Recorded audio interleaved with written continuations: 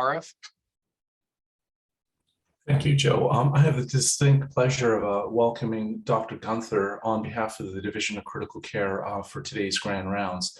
Dr. Guenther undertook his initial training at the Otto Weinberg University in Germany, where he pursued medical school, internship, and residency in anesthesiology.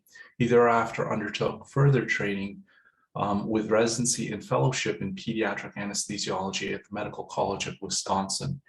He has presented on murky waters and diving into perioperative fluid therapy at the annual conference of the Minnesota Society of Anesthesiology in 2021. And he currently leads our SEE project, which is a consortium of partners from critical care, gastroenterology, nephrology, NICU, as well as hospitalists on this relevant topic. So thank you, Jacob, and the floor is yours. Thank you very much for the kind introduction. Today I'm going to be talking about pediatric hyponatremia and pediatric fluid therapy, and then I will talk about the SEE project, which stands for Systematic Evaluation of Electrolytes, Euvolemia and Euglycemia in Peds. It does evaluate, measure, and hopefully will at some point improve how we order fluids in our pediatric patients. First and foremost, my slides are frozen. Okay. 1 second. Here we go. I have nothing to disclose. In the overview for today, I will start with some case reports. Then I will address hyponatremia in general and specifically in the pediatric population. I will talk about isotonic versus hypotonic fluids with a focus on the 2018 AAP guideline. A few words about the 4-to-1 rule will follow. Then I will speak about glucose management and specifically with a focus of the differences between perioperative and non-perioperative fluid management. And a few words about balanced fluids versus normal saline. After that, I'll go a bit more into the QI project, which consists of a presentation that happened in April called Tonic Water. So this is data from the University of Minnesota, and then data we have received within the SEE project, and talk a bit more about the goals and initiatives of the SEE QI project. Hopefully, at the end of this lecture, you will be able to describe risks of utilizing hypotonic IV fluids in the hospital and in the perioperative setting. We hope that you can apply current evidence-based recommendations to your IV fluid ordering. And we hope that you can identify a possible intervention that can successfully impact ordering practices. Let's dive in with a case report. This is my own case. We're talking about a female, 3.6 kilogram, ex-22 weeker. At the time of surgery, she's now 42 weeks and 5 days. And she comes from the NICU to the operation room for an exploratory laparotomy and an ileostomy takedown. She comes from the NICU, and the NICU has given her some IV fluids. She is running at 0.2% normal saline with D10, and she runs at a rate of 23.2 milliliters per hour, which is a very solid 6.4 milliliters per kilogram per hour. At the same time, this is roughly 150 milligrams per kilogram per day. So it's still within that range, or the higher range that some of the NICU patients present to us. The total length of the case was about 5 hours, and I didn't start this case. I took over the case basically 2 hours into the case, and I was a little bit worried when I saw that running rate because it had basically been continued from the NICU. So I decided to get some labs. And what I found is that in these hours, within 2 hours of surgery, while the patient had been completely normal with her sodium in the morning, she had basically dropped by 10 points, just likely within these 2 hours of surgery, running at a fairly high rate of hyponatremic fluids. We were lucky. I was able to stop the IVF. After that, I only gave plasma-light boluses because the glucose was a little bit higher as well.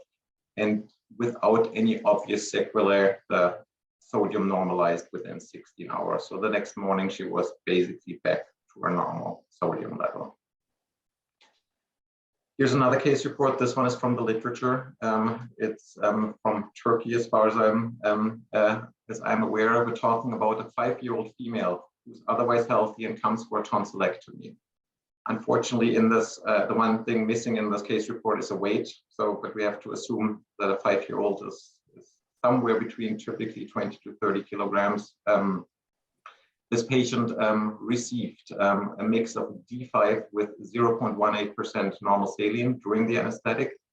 And then in the hours to follow, she received more. She had pain with swallowing, she needed more fluid resuscitation. So they continued with the same fluid management.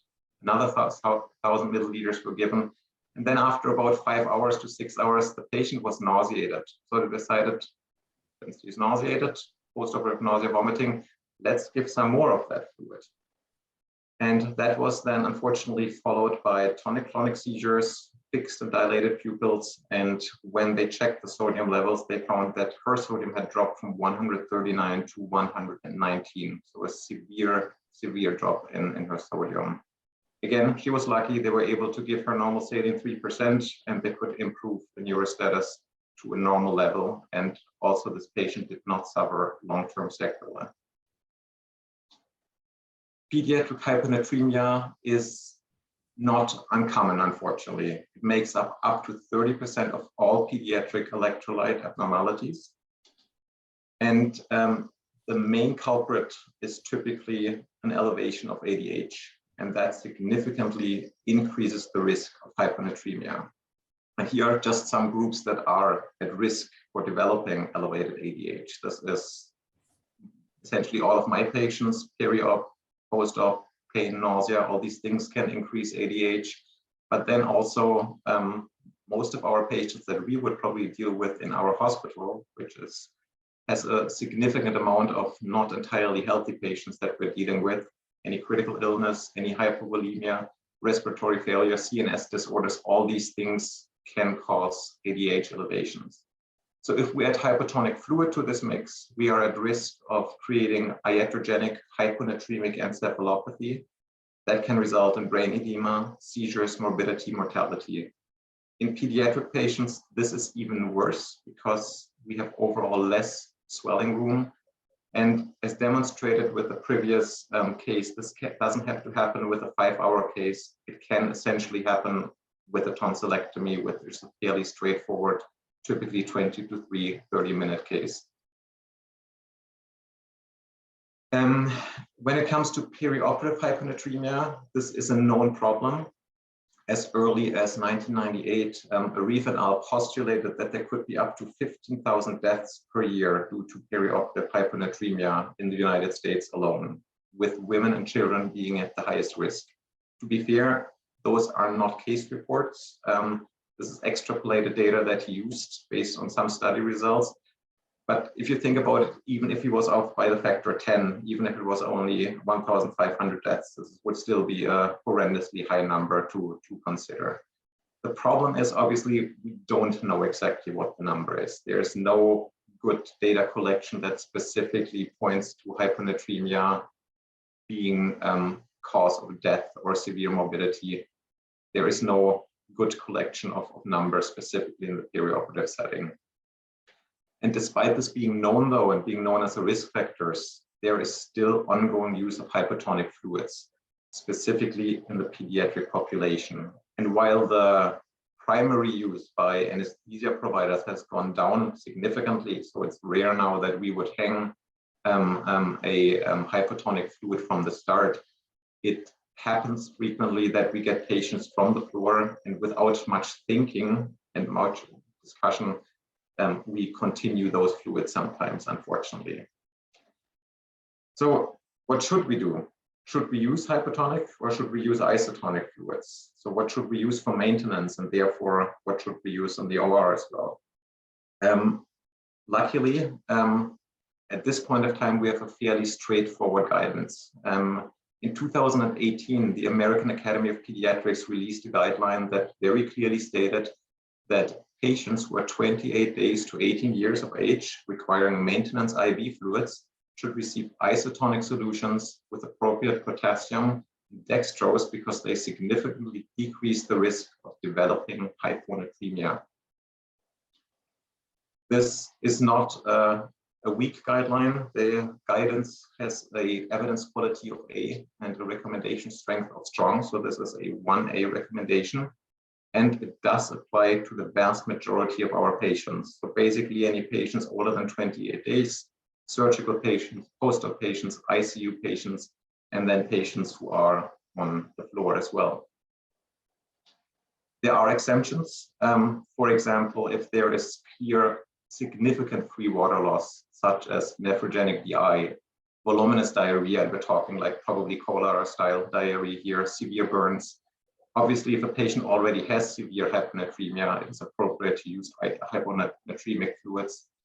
Neonatal ICU patients, specifically patients less than 28 days, are exempted. Talking to our colleagues from the NICU, it would have probably been wise to call it less than 44 weeks of post-conceptions, because being born at 24 weeks, being 28 days old doesn't mean that the kidney functions are close to that of an actual 44-weeker. Currently, neurosurgical disorders are exempted. Severe renal, cardiac, liver disease is exempted, and at this point, cancer and hematology is exempted.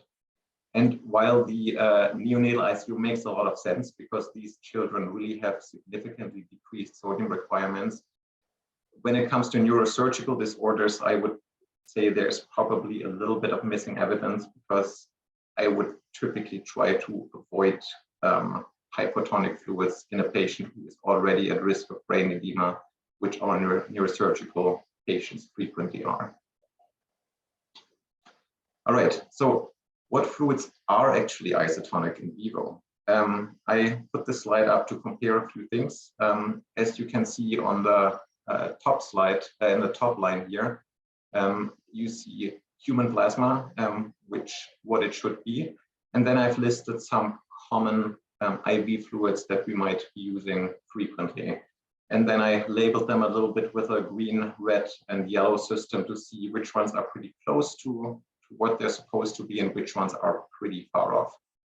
In the third column, you see the theoretic osmolarity. So this is when it is in the bag what the osmolarity is. But unfortunately, when we give those fluids to patients, we have to adjust that a little bit and go to the so-called actual osmolality, which is the fourth column, that darker gray. And I want you to take a little bit more of a closer look to that one.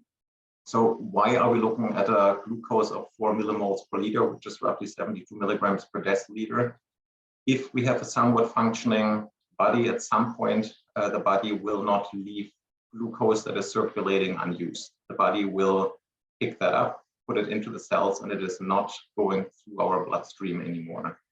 So at some point, even if we use D10 or D50 or anything like that, the body will absorb this. And if everything goes well, the body will correct this to a normal glucose level. And with a normalized glucose level, the actual osmolality can change dramatically. So while a human plasma is supposed to have an osmolality of 287, there are a few medications that are fairly close. Normal saline, plasmalite, lactated ringers stays relatively close. But if we're using half normal saline or even 0.2% saline, the osmolality drops significantly to levels that are far, far away from anything that is physiologic. And therefore, giving large amounts of these fluids can significantly change the osmolality and can cause significant hyponatremia. Another thing I wanted to point out, if you look at the glucose column on the very right side, just to give you a perspective, if we're giving what the blood levels that we should have in our body are ranging somewhere in the 3.5 millimoles per liter range. If we give 10% glucose, we're giving the 100-fold concentration of what typically is supposed to stream through our blood. So Obviously, these patients need extra glucose, but keep in mind, you're not just adding a little glucose to their system. You're giving them a 100 times concentrated version of what's supposed to go through their bloodstream. All right, a few words about the 4-to-1 rule. And you all know the rule, we all love the rule. And so I don't want to talk about it per se, what it is. I want to talk about a little bit about where it comes from and what caveats are with this rule. Keep in mind, please, that this rule was introduced in the 1950s. So it is based on the physiology knowledge of that time. ADH, elevation, insulin resistance, those things were not automatically on the forefront of the mind of the authors. It was developed for the use of then commonly used hypotonic maintenance fluids for inpatients. Was specifically not designed for the perioperative setting, and it was designed for a normal child in no acute distress. Probably the definition of the 1950s authors, what a normal child is, might be slightly different from what we think about today. And it is probably fair to say that most of our inpatients are in some form of acute distress, specifically in the OR, specifically when they are in an ICU. Our cancer patients, our renal patients, our liver patients, all these children have significant underlying disease. So the no acute distress probably doesn't fully apply to them either. Also, the formula was developed to calculate, or is based on caloric requirements, because the authors knew that caloric requirements and fluid requirements roughly correlate. They also knew that caloric requirements and body surface area roughly correlate, and that the body surface area and our weight roughly correlate. So to get from caloric requirement to a 4-to-1 weight-based rule, we're basically using an estimate of an estimate of an estimate. So there is some fuzziness in the amount of fluids that's being given. So there are some caveats for that. So it should probably not be used for fasting fluid deficits, because it entirely ignores that there are mechanisms in our body that allow us to not lose fluids all the time. So physiologic fluid preservation mechanisms get entirely ignored by this rule. It also overestimates the fasting fluid deficits. And while healthy children with good kidney function will likely tolerate rather liberal fluid administrations, we risk fluid overload in at-risk populations. And I know we use this formula fairly straightforward with pretty much everybody, and it's a wonderful formula, and it's probably the last thing. I feel like sometimes that's easy in what we're doing. Like, that's a very clear, straightforward thing. You take a weight, you calculate the weight on that. So I don't want to take that away from you, but just keep that in mind a little bit. So specifically, risk populations are preemie, neonates, and sick children. And especially when we use that unchecked fluid administration rate. So when we just use the maintenance rate, not really thinking much about, do they have potentially a significant ADH surge right now, and maybe they cannot metabolize and get rid of fluids in the way that they're supposed to. In preemies and neonates, flushing medications might just add to significant fluid overload. This is probably a bigger problem in the operation room, where we give multiple medications and we have to make sure that the medications actually reach the patient. But the problem is, if we add frequent flushes, this adds to the fluid overload. In small babies, our flush volume alone can exceed cardiac stroke volume and can create additional strain on the heart. And it's very hard to assess pre-pediatric euvolemia. It's sometimes very difficult to assess. When we use blood pressure as a measurement, this is unfortunately more a reflection of our autonomous nervous system status, not so much how much fluid is really circulating, unless they're really severely hypovolemic. Heart rate can be helpful, but there are so many confounding factors involved. The moment the patient is in pain, agitated, and stressed, there are underlying cardiac conditions, all these things can interfere with the heart rate. So while if you really look at it, it might correlate somewhat with euvolemia, it's very confounded. CVP measurements and IVC ultrasounds are not very reliable in Peds, so they are not a good measurement form to do that. They're more established in the adult population. And even in the adult population, CVP is not considered a very exact science.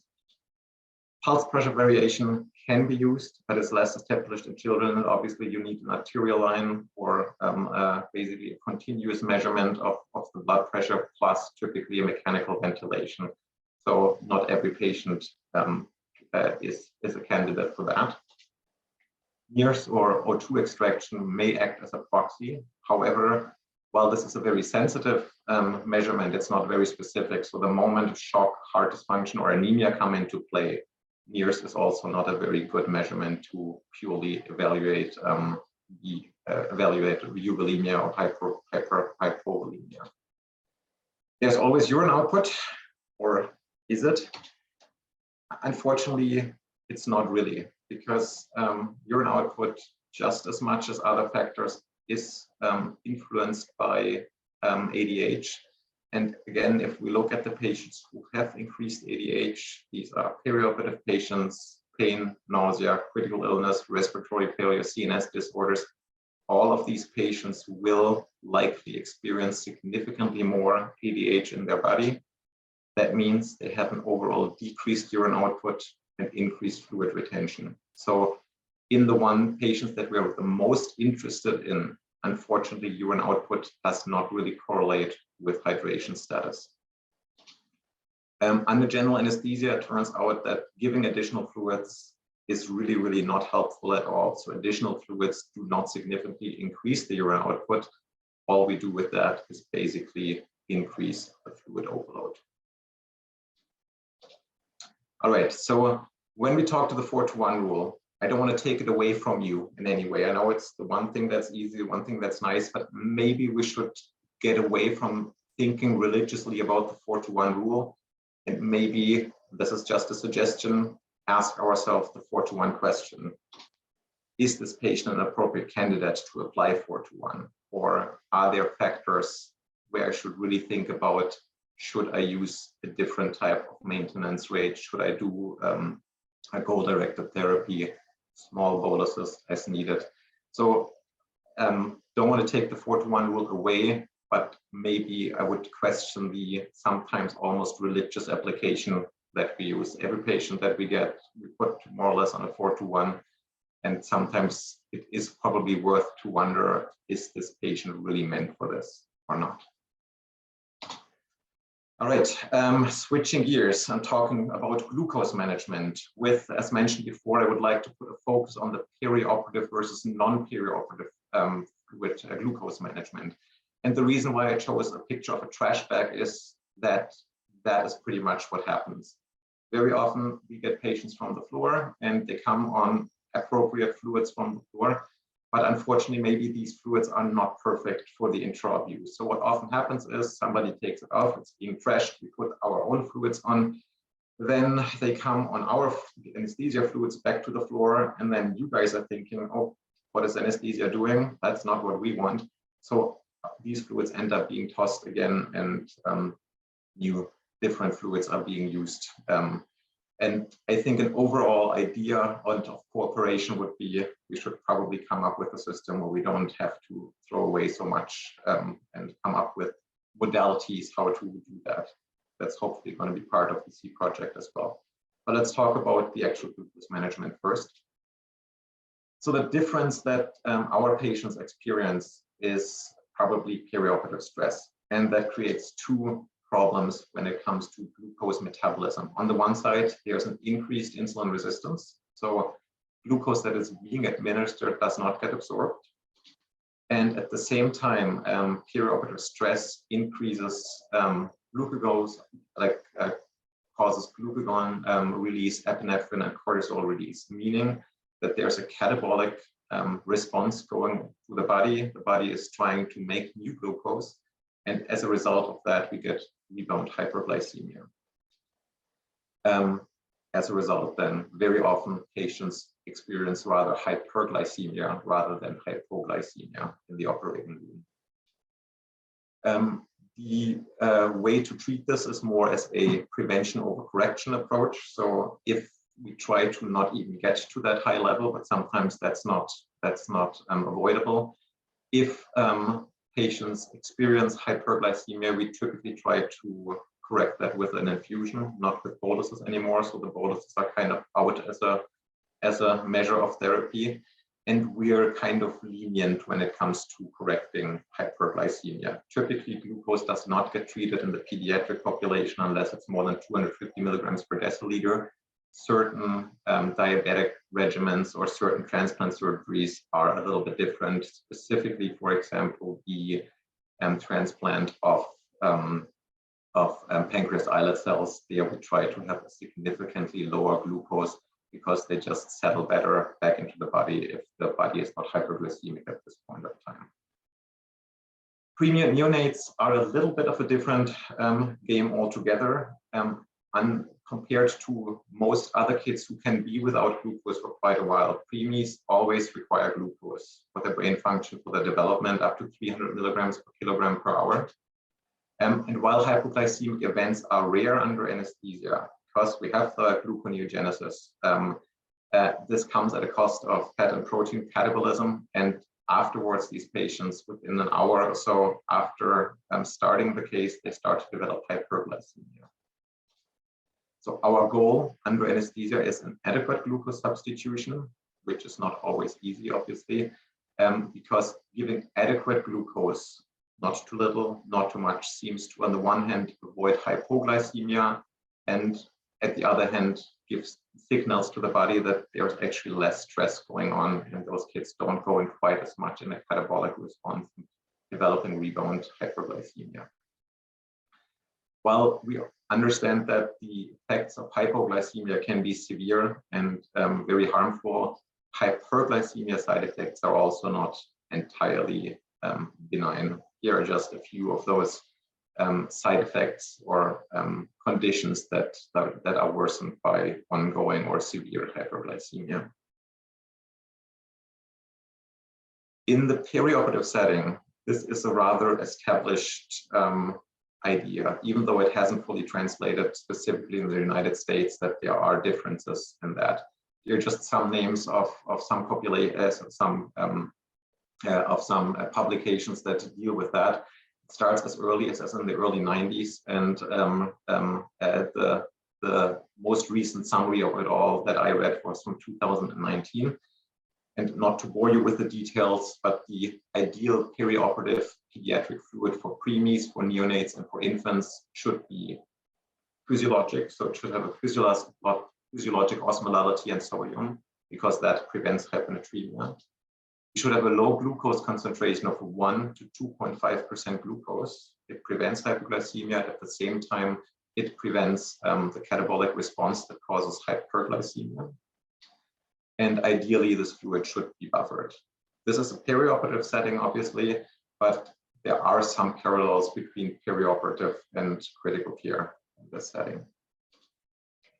If glucose is given to older children in these settings, even if only 1% glucose is used, frequently this increases their net glucose. And I'm talking obviously here a little bit about short term. If somebody is on is NPO for 48 or 72 hours, they do need the glucose. I'm talking a little bit about more the short term exposure to glucose. So if we use higher glucose concentration in older children, they inevitably will become potentially significantly hyperglycemic, potentially hyperglycemic for hours to come afterwards. So once these patients come out of the OR, the ideal thing really is to keep them low on their glucose and then switch them back to their preoperative fluids afterwards. This is typically acceptable to maintain normal glycemia. However, if we have run 5 to 10% glucose in the OR, you're very likely to come back to you with significant hyperglycemia. We still should avoid hypotonic fluids at that point of time. Even after a fairly short case, the ADH can remain elevated up to 12 hours. So if your patients come back from the OR and you think they need hypotonic fluids over isotonic fluids, just keep in mind you have still elevated ADH going. Consider decreasing their running rate, maybe to have maintenance, maybe something like that to avoid accidentally making them more hypotonic, potentially hyponatremic. If you really think that your patients are hypovolemic after it is recommended, and this is a general rule, this is not just after anesthesia, obviously, it is generally recommended to use isotonic and ideally balanced fluids in this setting. If the patient can eat or has a G-tube or anything and it's appropriate to use that, probably that is even the better alternative. If you can rehydrate orally or enterally, is typically preferred over IV unless it's urgent or acute. A few words about balanced solution and normal saline and as well as colloids. The term normal saline is probably a little bit misleading. I think the phrase abnormal saline has been coined as well because there is really not much normal about that saline. It's specific, while the sodium is not too far off, specifically the chloride in the normal saline 0.9% is far off physiologic values. This can cause things like hyperchloremic acidosis, decreased renal blood flow. There is some retrospective data that suggests that normal saline increases the risk of acute kidney injury or can cause after liver transplant specifically, and that using chloride restriction can potentially lead to less acute kidney injury in ICU patients. However, systematic and well-powered studies are extremely scarce when it comes to this. We have some retrospective analyses. Stenson et al. In 2018 were able to independently associate hyperchloremia with poor outcomes among children with septic shock. Amrath in 2017 could, again in a retrospective analysis, associate that when exclusively balanced fluids were used in the first 72 hours of severe sepsis versus exclusively using unbalanced fluids, the children who exclusively received balanced fluids overall had an improved survival, decreased AKI, and a shorter duration of vasoactive infusions. But as mentioned, the data is limited. When it comes to colloids, there's different research going on in the world. While we're using albumin here in the United States, other countries, specifically Europe, uses more HES 130. That has been shown to be relatively safe if it's being used in limited amounts. So when HES 130 was used in cardiac patients, there was not dramatic increase of coagulopathy or renal failure. At the same time, there is no benefit of using colloids as a primary resuscitation means. So if you use colloids, it's probably better to use as a second-line therapy if crystalloids are insufficient. Use doses of 5 to 10 milliliters per kilogram, and ideally don't use significantly more than 10 to 20 milliliters per kilogram as a maximum. There's an absolute maximum for things like HES to use not more than 50 milliliters per kilogram in 24 hours.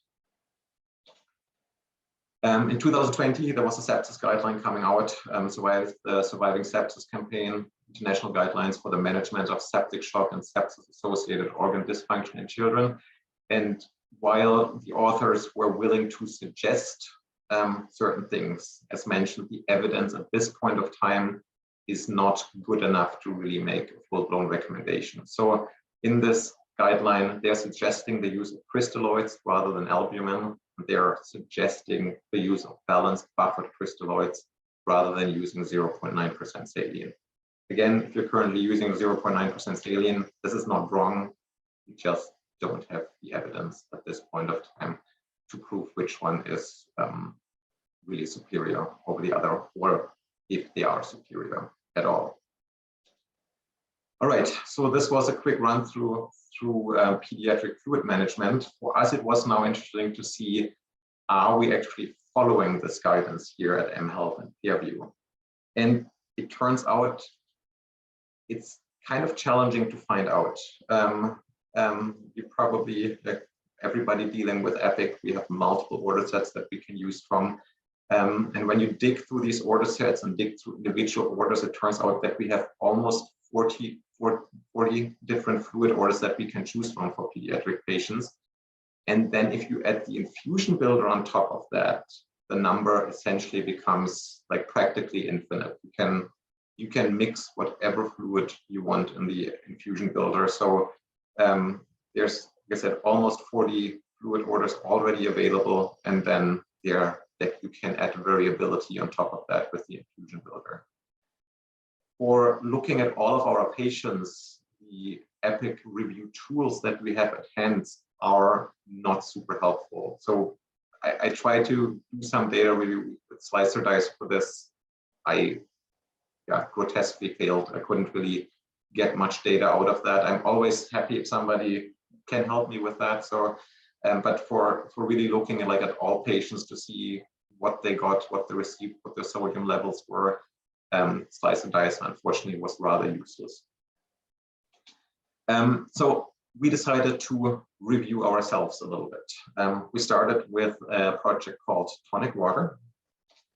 And you may have noticed or not, as of January 19th, 2022, there was a slight modification of pediatric admission order sets. So in the half a year before that, with the SEE project, we had talked about how can we adjust things a little bit? How can we get away from ordering accidentally too much hyponatremic fluids or hypotonic fluids? And with the adjustment of these admissions order sets, we switched kind of the isotonic fluids more to the top of the list. And while there were previously hypotonic fluids as the default, the isotonic fluids were made the default. And then there was some guidance language added to say, hey, maybe it would be helpful to use isotonic fluids in most of your patients. Then we did a limited data review. And what is fairly easy to do is with some EPIC consultants, we can count how many times certain fluids were clicked. So if you just count how many times was a fluid order clicked, that's fairly easy to do. So we limited the data to pediatric admission order sets for Masonic children and PRV ridges, and then we compared the data of clicks, like how many times was something clicked before and after the modification. So before we had like 9 months of data, afterwards a little bit less. Obviously, we only changed obviously have only changed the order set since January, and we kind of did a roughly 2-month comparison for that. And here are the results, summarized nicely by some of our students, Boran, Jordan, and Abigail. So what they found is there was actually an increase in ordering isotonic fluids. So at Masonics children's, the ordering of isotonic fluids went up from 80% to 94%, and in Fairview, the orders went up from 78% to 89%. So an 11 to 14% increase ordering isotonic fluids on admission. So that's great, right? Problem solved. We're all golden. Unfortunately, we're not, because this is obviously a very, very limited data set. The admission order is not oftenly used. If you think about it, in the 9 months before the data of 9 months before, it was only used a total of 488 times, and afterwards it was only used 74 times. So the amount of admission orders that we have is rather low. The other problem is this is completely raw data. So we do not know what age these patients were. So maybe hypotonic fluids were appropriate because they were just newborns. We don't really know much about patient circumstances. We only know that an order was clicked. We don't even know was this fluid actually administered. And then we don't know what happened afterwards. So this were only admission orders. We don't know what happened 2 or 3 days into the admission. So this is obviously a very limited, extremely limited data set. But it did demonstrate a little bit, okay, if we change order sets to get to nudge people gently into ordering isotonic fluids, changing a fluid order might be a way to think about that. And then we dug a little bit deeper in the setting of the SEE project. Again, SEE stands for Systematic Evaluation of Electrolytes, Euvolemia and Euglycemia in Peds. And to dig into that data, we needed outside help. So we worked with a company that is closely related to the University of Minnesota, BPIC, Best Practices Integrated Information Score. So they are basically linked to our university. And we, in this case, dug a little bit deeper, as I was mentioning. So in this case, I reviewed every single order set that I could find that is applicable for Peds. And then I looked at all the individual fluid orders and I grouped those into hypotonic, isotonic, and hypertonic fluids. And then we decided not to use an order, but we decided to actually use MAR information, because that way at least we knew this bag was actually started. Turned out very, very challenging to think, was this bag actually completed and what was the total volume and all that stuff.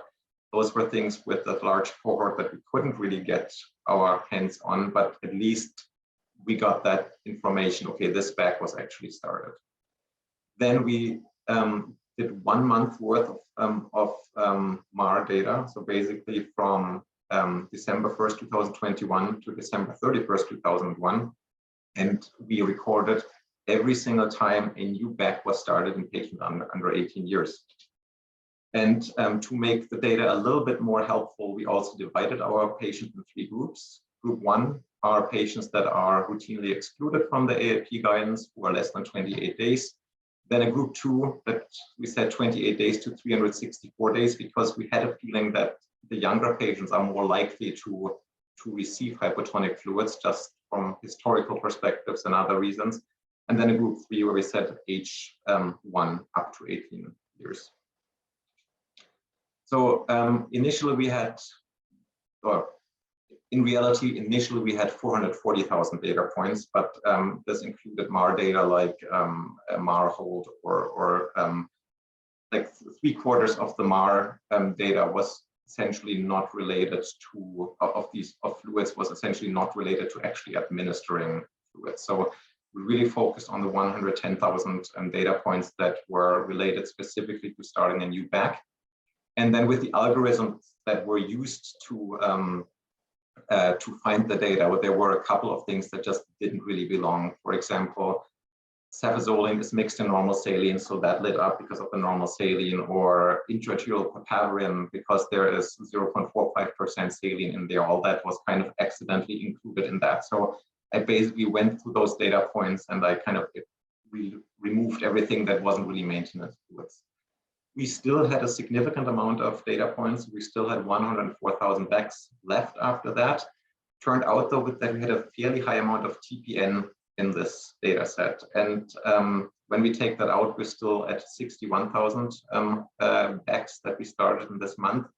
And after discussion, we decided to exclude the TPN because TPN patients are under very tight, restrictive electrolyte control and glucose control.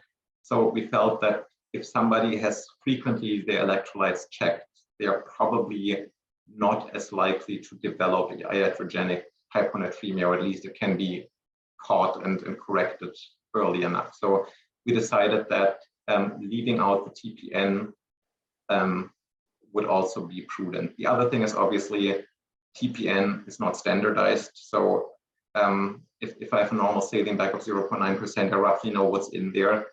TPN of a preemie or TPN of an infant or even between 2 infants can vastly differentiate. So it's very hard to standardize that. So for these reasons, we decided to exclude TPN in this data set as well. All right, and here are some results. In group 1, those are the patients who are less than 28 days old. After exclusion of TPN, there were 5,769 bags started. Hypotonic bags were 33% of that, and 66.8% were isotonic bags. And if we base that on the AAP guidelines, that's absolutely acceptable. Patients less than 28 days are excluded from the guidance, so we're in a good spot there. Data group 2, those are the ones that was probably the most interesting for us, 28 to 364 days. So here we had a total bag number of 6,653, and we still had a fairly high amount of hypotonic bags, 24% versus 76% of isotonic bags. And if you look at the AAP guidelines, and if you think about who should receive hypotonic fluids, most of these things are relatively rare in this group. So NICU patients, obviously, and you can always argue that we have some preemies in this group. I'll talk about this a little bit more. But overall, there is probably some room for improvement. To basing this on the AAP 2018 guidelines, it's unlikely that 24% or 24% of all the bags really apply to patients who really strictly meet those exclusion criteria. And then data group 3, this is 1 year to 18 years, and this is the largest group with 48,000 bags. And while the amount of hypotonic fluids is lower here, only 12.7% of the bags that were hung in this group are hypotonic bags. Again, based on the AAP 2018 guidelines, these patients really very rarely only have indications to really need hypotonic fluids. So the overwhelming majority of patients 1 year to 18 years should receive isotonic fluids. It is, again, unlikely that 12% of our patients really meet those strict criteria. I always argue, sure, we have cardiac patients, all that stuff, but most cardiac patients still would probably benefit from using isotonic bags in this age group. We have limitations with that, obviously, as well. Group 2 may include patients who are less than 44 weeks of gestational age, just because they're 28 days old. This is kind of hard to do, and it's kind of it would have added a significant layer of difficulty to try to add the gestational age.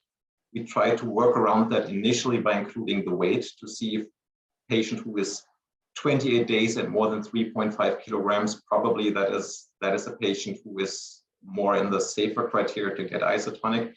But unfortunately, the weight could not always be verified. So we couldn't really, we had to stick eventually with the 28 days and couldn't really do it combined with the weight.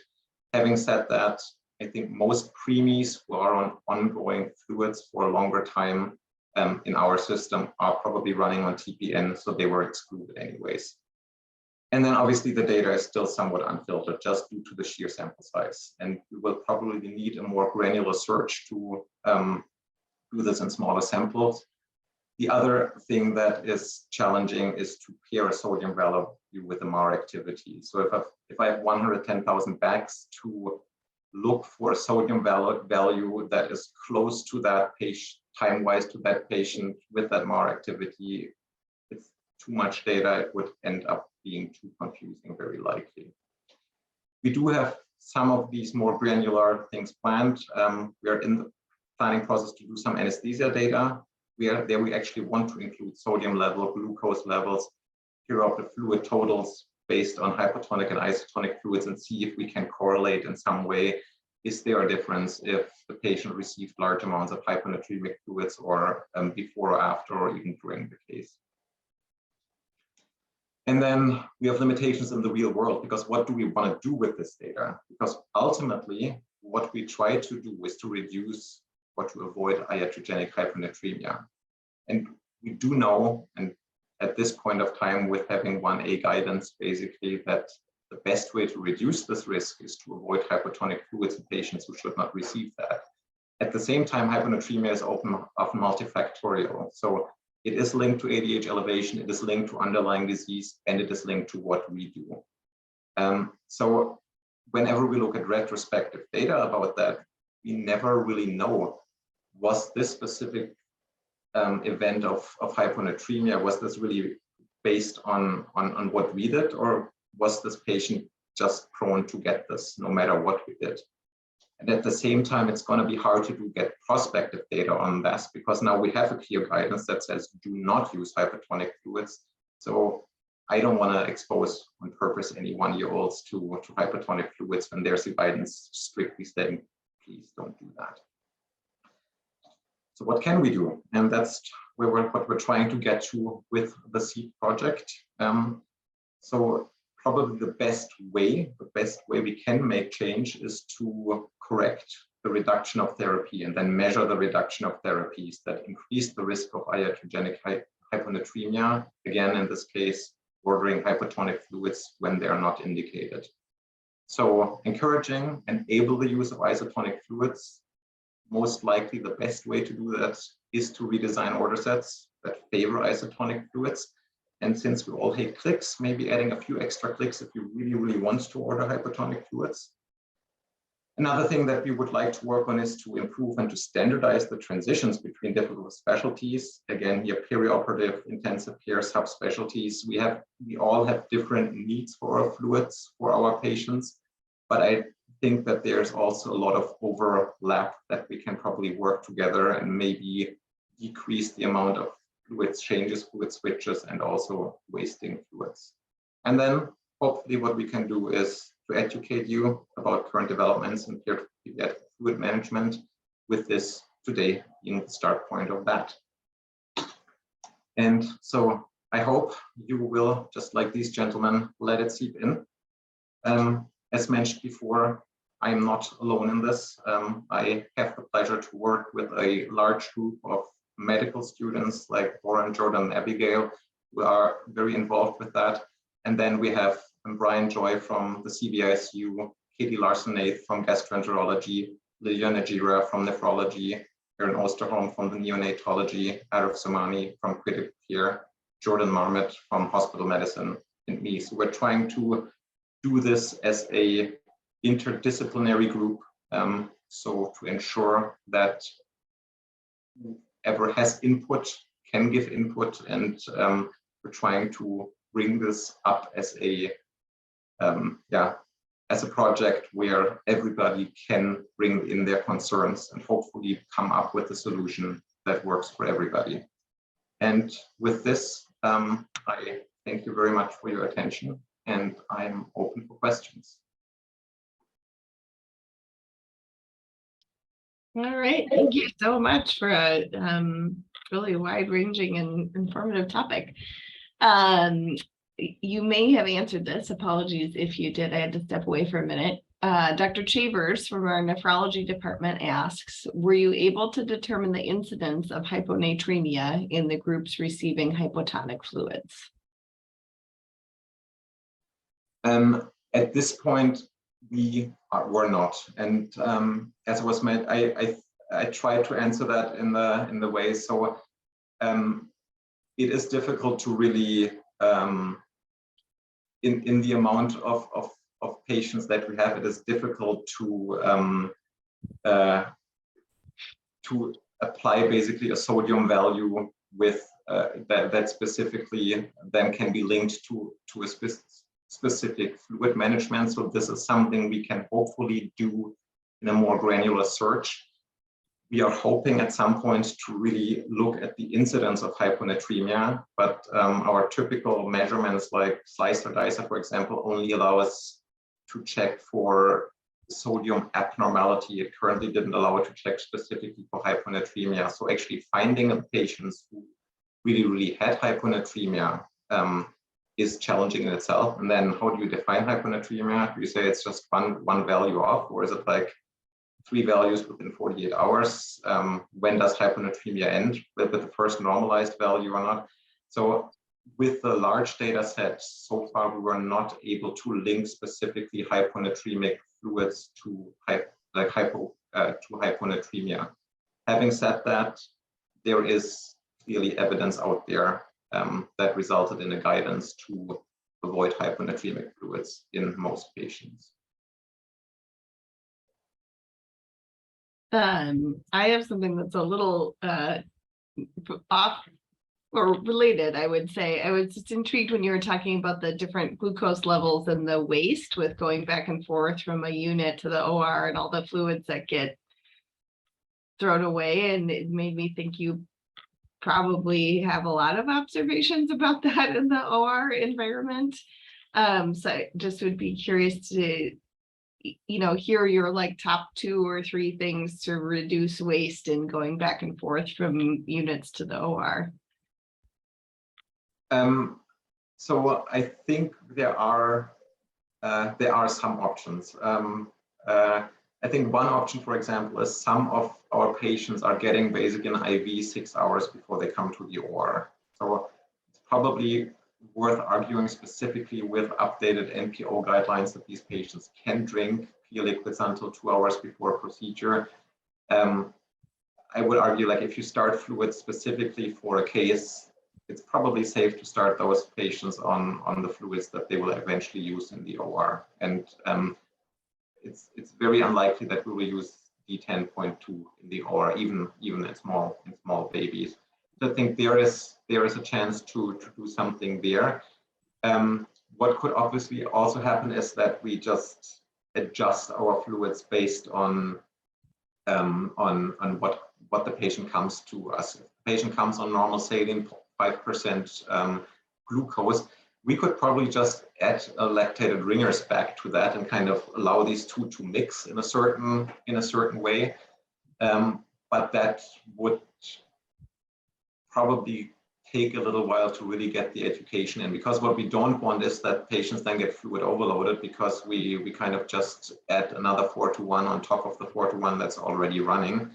So we would have to come up with very good protocols to say, okay, if this patient comes with fluid X, then we can reduce this by 50% and add a 50% running rate with our own fluids to kind of only have to not throw away the other one, and then let's continue with the pre-op fluid afterwards again. So there are options, but it does increase extra work for sure. The easiest solution is obviously don't throw it away, just cap them. But there is just a chance that they get forgotten somewhere or they get unsterile and all this stuff. So it's also a problem to just put them to the side, because inevitably a significant amount of these fluids will be then forgotten and get tossed then anyways. No, I appreciate you at least thinking it through and sort of imagining what it might look like. Yeah, I guess that certainly for our audience, please feel free to put things in the chat, but maybe as a closing question, I mean, you've been sort of digging through these, gigantic data sets, and it sounds like you're using slicer dicer to some degree, but what other resources in our academic health center have you found helpful, or is there something that's still on your wish list as you try to dig through the data? Sometimes if you, that's a recommendation that Dr. Marmot came up with. Like, he literally talked to his EPIC specialist, basically his IT specialist, and he got all that data from the tonic water. So looking through the admission order sets, that was something that, for example, the IT specialist from EPIC could do for him. That was a fairly straightforward thing. Like I said, slicer dicer is in many ways, I'm sure, very helpful just for these specific questions. It didn't help me very much, so I spent some hours trying to get data on hyponatremia, and it just didn't turn out to be very well. The data that we got from BPIC, I was connected there with our anesthesia department, who has hired a specific, basically, data miner for us, who is able to look at anesthesia-related specific questions. And so he then again worked with the BPIC people to kind of get that data set in. So